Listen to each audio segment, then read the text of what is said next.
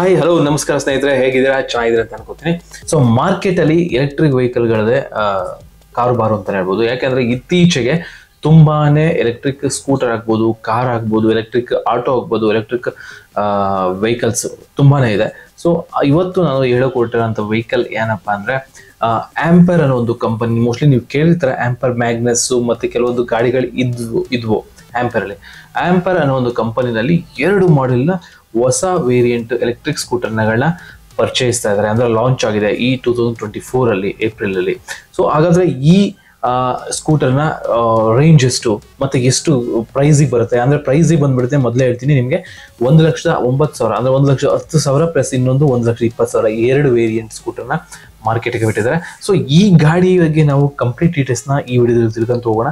ಅದಕ್ಕಿಂತ ಮುಂಚೆ ಯಾರೆಲ್ಲ ನಮ್ಮ ಚಾನಲ್ನ ಸಬ್ಸ್ಕ್ರೈಬ್ ಮಾಡಿರೋ ಚಾನಲ್ನ ಸಬ್ಸ್ಕ್ರೈಬ್ ಮಾಡ್ಕೊಳ್ಳಿ, ಪಕ್ಕದಲ್ಲಿರುವ ಬೆಲ್ ಐಕಾನ್ ಒತ್ತಿದ್ರೆ ನೆಕ್ಸ್ಟ್ ಇದೇ ತರ ವಿಡಿಯೋಗಳು ಮಾಡಿದಾಗ ನಿಮಗೆ ನೋಟಿಫಿಕೇಶನ್ ಬರುತ್ತೆ ಅಂತ ಹೇಳ್ತಾ ಈ ವಿಡಿಯೋನ ಸ್ಟಾರ್ಟ್ ಮಾಡ್ತಾ ಇದ್ದೀನಿ.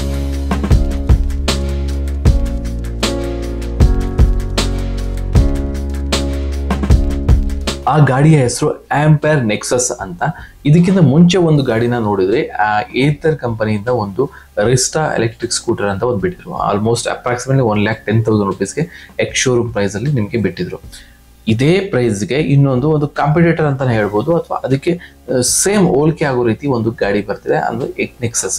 ಇದರಲ್ಲಿ 2 ವೇರಿಯಂಟ್ ಇದೆ. ಒಂದು ನೆಕ್ಸಸ್ ST ಮತ್ತೆ EX ಅಂತ ಬೇಸ್ ಮಾಡೆಲ್ ಅಲ್ಲಿ.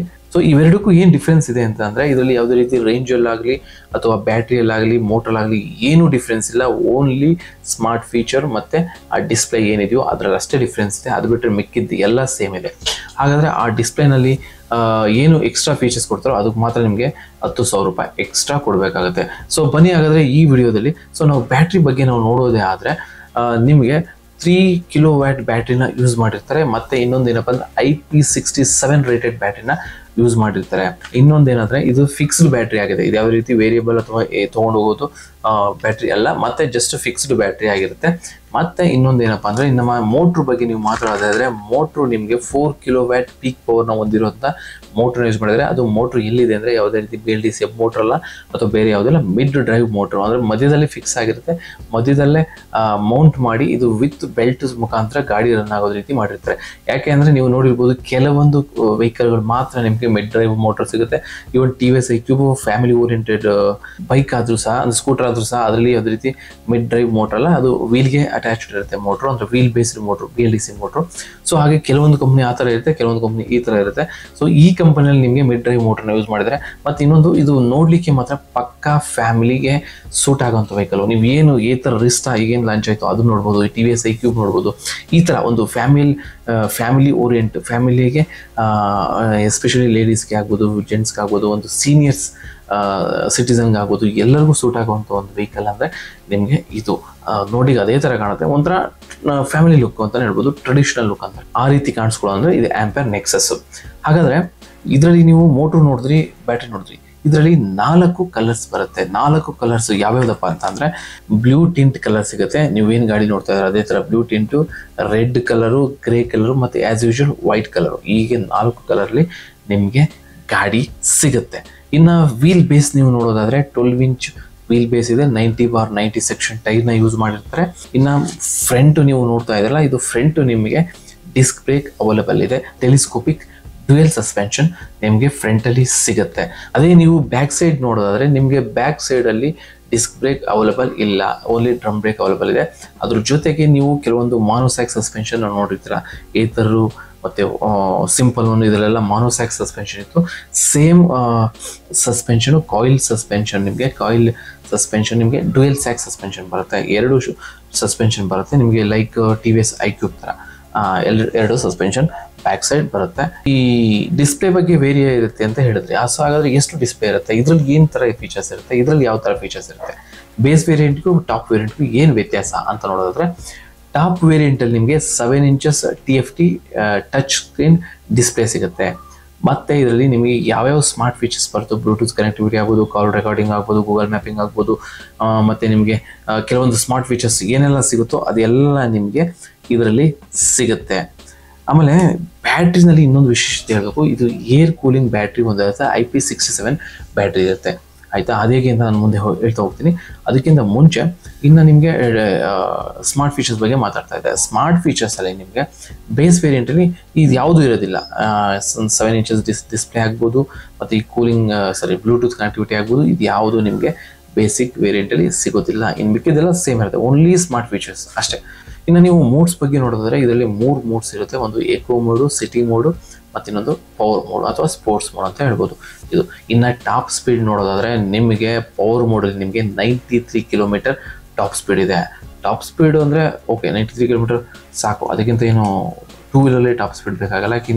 ಇವನ್ ಕಾರಲ್ಲಿ 100 ಕಿಲೋಮೀಟರ್ ಓಡಿಸುವಂಥದ್ದು ಒಂದು ಅವರೇಜ್ ಸ್ಪೀಡ್ ಅಂತ ಹೇಳ್ಬೋದು. ಸೊ ಅದೇ ಥರ ನೀವು ಸ್ಕೂಟರ್ 93 ಅಂದರೆ ಸಫಿಷಿಯೆಂಟ್ ಆಯಿತು ಟಾಪ್ ಸ್ಪೀಡು, ಅದಕ್ಕಿಂತ ಏನು ಅವಶ್ಯಕತೆ ಇಲ್ಲ. So good top speed. Okay, ಇನ್ನು ನೀವು ಗ್ರೌಂಡ್ ಕ್ಲಿಯರೆನ್ಸ್ ಬಗ್ಗೆ ಮಾತಾಡಿದ್ರೆ ಏನಾದರೂ ಗಿಮ್ಸ್ ಓಡಿಸುವಾಗ ಹೊಡಿಬಾರ್ದು ಅಂದರೆ 170 mm ಗ್ರೌಂಡ್ ಕ್ಲಿಯರೆನ್ಸ್ ಇದೆ. ಓಕೆ, 170 mm 180 ಈ ಥರ ಇದ್ದರೆ ಅಂದರೆ ಒಳ್ಳೆ ಗ್ರೌಂಡ್ ಕ್ಲಿಯರೆನ್ಸ್ ಅಂತ ಹೇಳ್ಬೋದು. ಇನ್ನು ಫ್ಲ್ಯಾಟ್ ಫುಟ್ ಬೋರ್ಡ್ ಇದೆ ನಿಮಗೆ. ಸೊ ಯಾವುದೇ ರೀತಿ ಅಡಚಣೆ ಇಲ್ಲ. ಏನಾದರೂ ಕ್ಯಾರಿ ಮಾಡೋದಕ್ಕೆ, ಲಗೇಜ್ ಕ್ಯಾರಿ ಮಾಡಲಿಕ್ಕೆ ಸಫಿಷಿಯೆಂಟ್ ಫುಟ್ ಬೋರ್ಡ್ ಸಿಗುತ್ತೆ. ಇನ್ನು ನೀವು ಬೂಟ್ ಸ್ಪೇಸ್ ಬಗ್ಗೆ ನೀವು ಮಾತಾಡೋದಾದರೆ ಬೂಟ್ ಸ್ಪೇಸಲ್ಲಿ ನಿಮಗೆ ಅಂಥ ಜಾಸ್ತಿ ಬೂಟ್ ಸ್ಪೇಸ್ ಇದೆ ಅಂತ ಹೇಳಲಿಕ್ಕಾಗಲ್ಲ. ಒಂದು ಆಫ್ ಹೆಲ್ಮೆಟ್ನ ಇಡ್ಬೋದು, ಅದ್ರ ಜೊತೆಗೆ ಒಂದು ಚಾರ್ಜರ್ನ ಕ್ಯಾರಿ ಮಾಡ್ಬೋದು. ಇಷ್ಟು ಕ್ಯಾರಿ ಮಾಡಲಿಕ್ಕೆ ಸಾಕಾಗುವಷ್ಟು ಬೂಟ್ ಸ್ಪೇಸ್ ಇದೆ. ಬೂಟ್ ಸ್ಪೇಸ್ ಅಷ್ಟು ಸಫಿಷಿಯೆಂಟ್ ಏನು ಇದೆ ಅಂತ ಹೇಳೋಕ್ಕಾಗಲ್ಲ. ಓಕೆ, ಒಂದು ಹಾಫ್ ಹೆಲ್ಮೆಟ್ ಇಡ್ಬೋದು, ಇಲ್ಲ ಚಾರ್ಜರ್ ಕ್ಯಾರಿಬೋದು, ಅಷ್ಟು ಸಫಿಷಿಯೆಂಟ್ ಬೂಟ್ ಸ್ಪೇಸ್ ಸಿಗೋದಿಲ್ಲ. ಓಕೆ, ಗಾಡಿ ಏನೇನೋ ಫೀಚರ್ಸ್ ಹೇಳಿದ್ರಿ. ಇನ್ನು ಗಾಡಿ ಗಟ್ಟಿ ಇದೆಯಾ ಅಂತ ನೋಡಿದ್ರೆ, ಇನ್ನು ಚಾಸಿಸ್ ವಿಚಾರಕ್ಕೆ ಬಂದರೆ ನಿಮಗೆ ಎಕ್ಸ್ಕೋಸ್ಕೆಲಿಟನ್ ಚಾಸಿಸ್ನ ಯೂಸ್ ಮಾಡಿರ್ತಾರೆ. ಇದರಲ್ಲಿ ಎಕ್ಸ್ಕೋಸ್ಕೆಲಿಟನ್ ಚಾಸಿಸ್ನ ಯೂಸ್ ಮಾಡಿರ್ತಾರೆ. ಮತ್ತು ಅಲ್ಯೂಮಿನಿಯಂ ಗ್ರ್ಯಾಬ್ ಹ್ಯಾಂಡಲ್ ಇದೆ. ನಿಮಗೆ ಗ್ರ್ಯಾಬ್ ಹ್ಯಾಂಡಲ್ ಏನು ನೋಡ್ತಾ ಇದ್ರು ಅದು ಅಲ್ಯೂಮಿನಿಯಂ ಇದೆ. ಮತ್ತು ಲೇಡೀಸ್ ಫುಟ್ ರೆಸ್ಟ್ ಇದೆ, ಮತ್ತು ಸೈಡ್ ಸ್ಟ್ಯಾಂಡ್ ಇದೆ, ಸೆಂಟರ್ ಸ್ಟ್ಯಾಂಡ್ ಇದೆ, ಇಷ್ಟು ಇದೆ. ಸೊ ಇದು ಬೇಸಿಕ್ ಏನು ಬೇಕಾಗಿತ್ತು ಅಷ್ಟು ನಿಮಗೆ ಸಿಗುತ್ತೆ. ಕೆಲವೊಂದು ವೆಹಿಕಲಲ್ಲಿ ಲೇಡೀಸ್ ಫುಟ್ ರೆಸ್ಟ್ ಇಲ್ಲ ಗೊತ್ತಾ, ಮತ್ತು ಸೆಂಟರ್ ಸ್ಟ್ಯಾಂಡ್ ಇಲ್ಲ ಗೊತ್ತಾ. ಸೊ ಆದರೆ ಇದು ಎಲ್ಲ ಇದರಲ್ಲಿ ಇದೆ. ಸೊ ಅದೊಂದು ಪ್ಲಸ್ ಪಾಯಿಂಟ್ ಅಂದರೆ ಹೇಳ್ಬೋದು. ಇನ್ನು ಈ ಗಾಡಿನಲ್ಲಿ ಇನ್ನೊಂದು ಸ್ಪೆಷಾಲಿಟಿ ಏನಪ್ಪ ಅಂದರೆ ಇಲ್ಲಿ ಏರ್ ಎಂಟ್ರಿ ಮತ್ತು ಏರ್ ಎಕ್ಸಿಟ್, ಏರ್ ಪಾಸ್ ಆಗಲಿಕ್ಕೆ ಒಂದು ನಿಮಗೆ ಏರ್ ವೆಂಟ್ಸ್ನ ಹಾಕಿರ್ತಾರೆ ನೋಡಿ. ನೀವು ನೋಡ್ತಾ ಇಲ್ಲ, ಇದು ಏರ್ ವೆಂಟ್ಸ್ ಇಲ್ಲಿ ಇನ್ ಆಗುತ್ತೆ ಮತ್ತು ಇನ್ನು ಎಕ್ಸಿಟ್ ಆಗುತ್ತೆ ಇನ್ನು ಬ್ಯಾಕ್ ಸೈಡ್ ನೋಡಿದ್ರೆ. ಮತ್ತು ಬ್ಯಾಕ್ ಸೈಡಲ್ಲಿ ನೀವು ನೋಡ್ತಾ ಇದ್ದೀರಾ ಈ ಟೈ ಲ್ಯಾಂಪ್ ಏನು ನಿಮಗೆ ನೋಡ್ಬೋದು. ಇದು ಒಂದು ಬ್ಯೂಟಿಫುಲ್ ಟೈ ಲ್ಯಾಂಪು ಮತ್ತು ಒಂದು big size tail lamp, LED lights ಅಂತಾರೆ. ಓವರಾಲ್ ಈ ಗಾಡಿ ಬಗ್ಗೆ ನಾವು ಒಂದು ಕನ್ಕ್ಲೂಷನ್ ಕೊಡೋದಾದರೆ ಇದು ಸದ್ಯದಲ್ಲಿ ನಿಮಗೆ ಬುಕಿಂಗ್ ಸ್ಟಾರ್ಟ್ ಆಗಿದೆ. 10,000 ರೂಪಾಯಿ ಕೊಟ್ಟು ನೀವು ಈ ಗಾಡಿನ ಬುಕ್ ಮಾಡ್ಕೋಬೋದು. ಮತ್ತು ಆ ಬುಕ್ ಮಾಡ್ಕೊಳ್ಳೋ ವೆಬ್ಸೈಟ್ನ ನಾನು ಈ ಡಿಸ್ಕ್ರಿಪ್ಷನ್ ಹಾಕಿರ್ತೀನಿ, ನೀವು ಬೇಕಾದರೆ ಬುಕ್ ಮಾಡ್ಕೋಬೋದು. ಮತ್ತು ಅದೇ ರೀತಿ ಇದು ಮತ್ತು ಏತರ್ ರಿಸ್ಟಾ ಏನಿದೆಯೋ ಇವೆರಡೂ ಸ್ವಲ್ಪ ಒಂದೇ ಝೋನಲ್ಲಿ ಬರುವಂಥ ವೆಹಿಕಲ್ಲು. ಸೊ ಎರಡೂ ನೋಡ್ಕೊಳ್ಳಿ, ಎರಡು ಫೀಚರ್ಸ್ ನೋಡ್ಕೊಳ್ಳಿ. ನಿಮಗೆ ಯಾವುದು ಸೂಟ್ ಅನ್ಸುತ್ತೋ, ನಿಮಗೆ ಯಾವುದು ಇದಾಗುತ್ತೋ ನೀವು ಸಜೆಸ್ಟ್ ಮಾಡ್ಕೊಳ್ಳಿ, ಅಥವಾ ನಿಮ್ಮ ಫ್ರೆಂಡ್ಸ್ಗೆ ಆಗ್ಬೋದು ಸಜೆಸ್ಟ್ ಮಾಡಿಕೊಂಡು ನೀವು ಇದನ್ನು ತೊಗೋಬೋದು. ಒಂದು ಎರಡನೇದಾಗಿ ಈ ವೆಹಿಕಲ್ಲು ಈಗ ಲಾಂಚ್ ಮಾಡುವಾಗ ಕೊಟ್ಟಿರ್ತಕ್ಕಂಥ ಡೀಟೇಲ್ಸು ಇಷ್ಟು. ಇದು ಪ್ರಾಕ್ಟಿಕಲಿ ಫೀಲ್ಡ್ಗೆ ಬಂದಾಗ ರಿಯಲ್ ರೇಂಜ್ ಎಷ್ಟು ಬರ್ಬೋದು ಅಂತ ನೋಡೋದಾದರೆ ರಿಯಲ್ ರೇಂಜ್ ಬಗ್ಗೆ ನಾನು ಹೇಳಿದೆ. IDC ರೇಂಜ್ ಬಗ್ಗೆ ಹೇಳಿದ್ದಾರೆ. IDC ರೇಂಜ್ ಏನಪ್ಪ ಅಂದರೆ ಇದು 136 ಕಿಲೋಮೀಟರ್ IDC ರೇಂಜ್ನ ಕೊಟ್ಟಿದ್ದಾರೆ ಫುಲ್ ಚಾರ್ಜ್ಗೆ. ಬಟ್ ಅದು ರಿಯಲ್ ರೇಂಜಿಗೆ ಬಂದಾಗ ಅಂದರೆ ಪ್ರಾಕ್ಟಿಕಲ್ ರೇಂಜಿಗೆ ಬಂದಾಗ ನಿಮಗೆ 100ರಿಂದ 110 ಕಿಲೋಮೀಟ್ರ್ ಬರ್ಬೋದು. ಸೊ ಅಷ್ಟು ಬಂದರೂ ನಮಗೆ ವರ್ತ್ ಅಂತ ಅನಿಸುತ್ತೆ ಈ ಪ್ರೈಸ್ಗೆ. ಬಟ್ ನೋಡಬೇಕು, ಅದು ಪ್ರಾಕ್ಟಿಕಲಿ ಬಂದಾಗ ಟೆಸ್ಟ್ ಡ್ರೈವ್ ಮಾಡಿದಾಗ ಗೊತ್ತಾಗುತ್ತೆ. ಇನ್ನು ಓವರಾಲ್ ಇದೊಂದು ಗಾಡಿ ನೋಡಿದಾಗ ನಿಮಗೆ ಆಂಪೇರ್ ಅನ್ನೋದು ಒಂದು ಒಳ್ಳೆ ಬ್ರ್ಯಾಂಡ್ ಗಾಡಿ. ಯಾಕೆಂದರೆ ಏನು ಒಳ್ಳೊಳ್ಳೆ ಬ್ರ್ಯಾಂಡ್ಸ್ಗಳು ನಾವು ನೋಡ್ತೀವೋ ಅದೇ ಥರ ಒಂದು ಟ್ರಸ್ಟ್ನ ಇಟ್ಕೊಂಡಿರೋಂಥ ಒಂದು ಬ್ರ್ಯಾಂಡು. ಸೊ ಅದ್ರ ಜೊತೆಗೆ ಈ ವೆಹಿಕಲ್ಲು ನಿಮಗೆ ಮಾರ್ಕೆಟಿಗೆ ಬಂದಾಗ ಗೊತ್ತಾಗುತ್ತೆ. ಇದು ಮಾರ್ಕೆಟಲ್ಲಿ ಯಾವ ರೀತಿ ಕಸ್ಟಮರ್ ಫೀಡ್ಬ್ಯಾಕ್ನ ನಾನು ಆದಷ್ಟು ಎಷ್ಟು ಸಾಧ್ಯ ಅಷ್ಟು ನಾನು ಕಸ್ಟಮರ್ ಫೀಡ್ಬ್ಯಾಕ್ನ ಕೊಡ್ತಾ ಹೋಗ್ತೀನಿ. ಸೊ ಆವಾಗ ಇದರ ಡೀಟೇಲ್ಸ್ ಫುಲ್ ನಿಮಗೆ ತಿಳ್ಕೊಬೋದು, ಅಂದರೆ ಪ್ರಾಕ್ಟಿಕಲ್ ಡೀಟೇಲ್ಸ್ನ ತಿಳ್ಕೊಬೋದು. ಇದಿಷ್ಟು ಬೇಸಿಕ್ ಡೀಟೇಲ್ಸು ಆಂಪೇರ್ ನೆಕ್ಸಸ್ ಗಾಡಿಯ ಬೇಸಿಕ್ ಡೀಟೇಲ್ಸು. ಸೊ ಈ ಗಾಡಿ ನಿಮಗೆ ಇಷ್ಟ ಆಯಿತು ಅಂತಂದರೆ, ಅಥವಾ ಈ ಕಂಟೆಂಟ್ ನಿಮಗೆ ಇಷ್ಟ ಆಯಿತು ಅಂತಂದರೆ ನಿಮ್ಮ ಫ್ರೆಂಡ್ಸ್ಗೆಲ್ಲ ಶೇರ್ ಮಾಡಿ. ಆದರೆ ಇದಕ್ಕಿಂತ ಮುಂಚೆ ನೀವು ಸಬ್ಸ್ಕ್ರೈಬೇ ಮಾಡಿಲ್ಲ ಅಂದರೆ ದಯವಿಟ್ಟು ಚಾನಲ್ ಸಬ್ಸ್ಕ್ರೈಬ್ ಮಾಡ್ಕೊಳ್ಳಿ. ಇದೇ ಥರ ಯಾವುದೇ ವೆಹಿಕಲ್ಸ್ ಇನ್ಫಾರ್ಮೇಷನ್ ಕೊಡ್ತಾ ಹೋಗ್ತೀನಿ, ನೀವು ನೋಡ್ತಾ ಇರಿ ಮತ್ತು ಇನ್ಫಾರ್ಮೇಷನ್ ತಿಳ್ಕೊಳ್ಳಿ. ನಿಮ್ಗೆ ಯಾವ ಗಾಡಿ ಬೇಕೋ ಆ ಗಾಡಿನ ನೀವು ಚೂಸ್ ಮಾಡ್ಕೊಳ್ಳಿ. ಪೆಟ್ರೋಲ್ನ ಸೇವ್ ಮಾಡ್ಕೊಳ್ಳಿ, ಅದರ ಮೀನ್ಸ್ ಪೆಟ್ರೋಲ್ ಎಕ್ಸ್ಪೆನ್ಸ್ನ ಸೇವ್ ಮಾಡ್ಕೊಳ್ಳಿ ಅಂತ ಹೇಳ್ತಾ ಈ ವಿಡಿಯೋನ ಇಲ್ಲಿಗೆ ಮುಗಿಸ್ತಾ ಇದ್ದೀನಿ. ಟೇಕ್ ಕೇರ್, ಬಾಯ್. ಇದುವರೆಗೂ ನಮ್ಮ ಚಾನಲ್ನ ಯಾರು ಸಬ್ಸ್ಕ್ರೈಬ್ ಮಾಡಿಲ್ವೋ ಈಗ ಸಬ್ಸ್ಕ್ರೈಬ್ ಮಾಡಿ, ಶೇರ್ ಮಾಡಿ ಆ್ಯಂಡ್ ಲೈಕ್ ಕೂಡ ಮಾಡಿ.